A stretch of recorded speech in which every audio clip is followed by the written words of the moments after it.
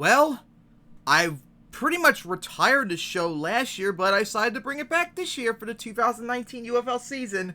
As the last 2 years, except for I think like the last show of the 2018 season, at each quarter of the season, except for the final week, I would do a quarterly report on the UFL season, and I decided to do it again this year. So let's get into it. So as we leave off after 4 weeks into the season, we're now a quarter of the way in as we take a look at the standings. In the Eastern Midwest, Indiana Brewers already exceeding their expectations, 3-0-1, and beat Minnesota once already as they have a quarter of a game lead, I think it would be, over Detroit. And in the Eastern Gulf, how about this? Memphis leading the way by a mile in that division. How about that? The Miami Zombies, the defending champs. They're 1-3 after destroying Detroit the first week of the season. They've been struggling. Unbelievable, even though they put up over almost 30 points a game almost. Jeez. And how about this? The Eastern Atlantic. Pittsburgh, after like 4-12, 5-11 the last 2 years, they've already are 4-0 and they look unbeatable at right this moment. That whole entire Atlantic is incredible. Baltimore 3-0-1. Washington out of nowhere recovering from their terrible year last year, 3-1. But Buffalo, oh my God, they've already matched their loss total from last year. That's not really good for them. And then the Eastern Pacific, Seattle so far leading the way at 3-0-1. Anaheim's not that far behind, but oh my God, Utah, the winner of the division last year, 0-4 already. That is definitely not good. And of course, we get to the Western Conference in the Western Midwest, where the Canton Greats lead at 4-0 with the #1 defense in the league. It is incredible how well they're playing defensively. And ouch, Kansas Engineers, they were the runner-up for a title game, and they're 1-3. Not a good start for them. And oh my God, the Cincinnati Wolves have completely fallen apart. Look at that. In 4 games, they scored just 13 points, and they allowed almost 150 points in 4 games. Jeez, that is incredible. That's almost 40 points a game. Wow. Oh my God. And then, of course, the Western Gulf. Oh boy, it's been really lacking this so far. Columbia Marines leading away at 2-2, but then you got Atlanta. I thought they were going to be a contender. They're 1-3, and then Jackson Boxers, the winner of the division last year, are 0-4. And then you go to the Western Atlantic. It's incredible. Philadelphia's coming back from the struggle of last year. They're 4-0. New York, once again, exceed expectation with their strong start, 4-0. And Boston, division winner, not bad, 3-1. But, of course, Montreal hanging in there at 1-3. And the Western Pacific, Los Angeles and Lubbock undefeated, with Phoenix playing exceeding expectations right now in Denver. Ugh. Really elite, I don't know about elite, but really good defense, but their offense is really, really bad. So, yeah, there's a lot of surprises in both directions, both good and bad. In terms of surprisingly good, Indiana somewhat, Memphis, Pittsburgh especially, Washington, Canton. Wow, that's just incredible. But in terms of like really, really bad that no one expected yet, Minnesota's kind of struggling. Miami, oh my God, 1-3 as the defending champs. They only lost 1 game last year and they've already lost 3. Not good for them.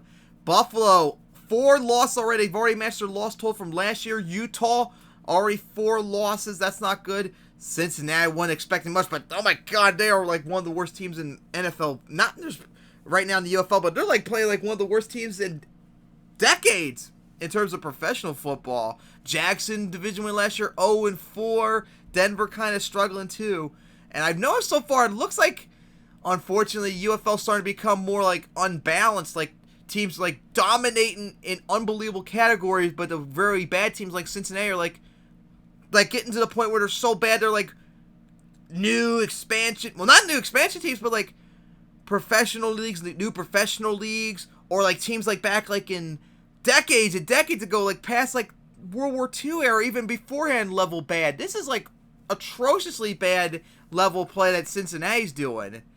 If this keeps up, I might not even bother editing the players' overalls going into 2020 because that's the main reason why their stats are all over the place and it's not looking good. I want elite offenses and defenses, but I can't have it to the point where they're so bad like Cincinnati that I easily think they can go 0-16. I would not be surprised if that happens.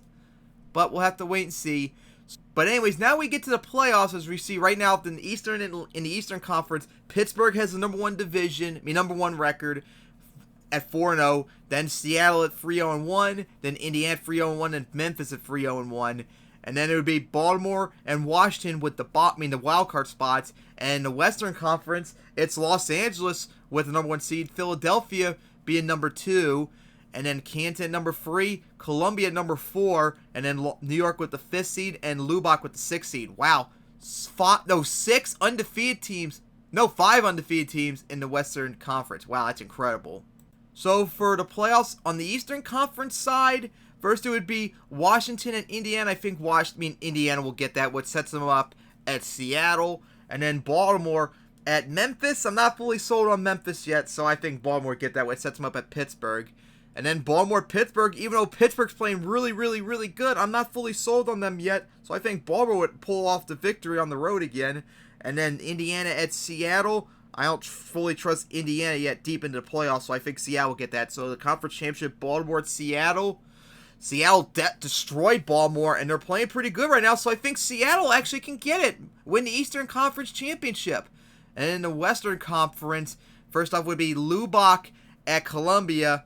Columbia's playing okay, but that 2-2 record compared to Lubbock's undefeated record, I'm not sure if that's going to be enough. I think Lubbock would get it on the road, which sets them up at Los Angeles. And then New York at Canton. Canton's playing really, really good, but New York I trust a lot more. So New York I think will get that, which sets them up at Philadelphia. And then it'll be at the Philadelphia Pythons. I think Philadelphia would get that. Lubbock at Los Angeles. I think Los Angeles get that. And then Philadelphia at Lubbock. Los Angeles, that'll be big.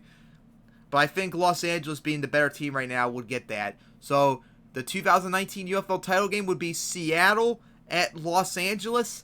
And I think Los Angeles will get it and get their first title. So that's my current predictions for the 2019 UFL title game. Los Angeles beating Seattle. But hey, we'll see what happens in 4 weeks from now, when we're halfway through the season. Will things change dramatically?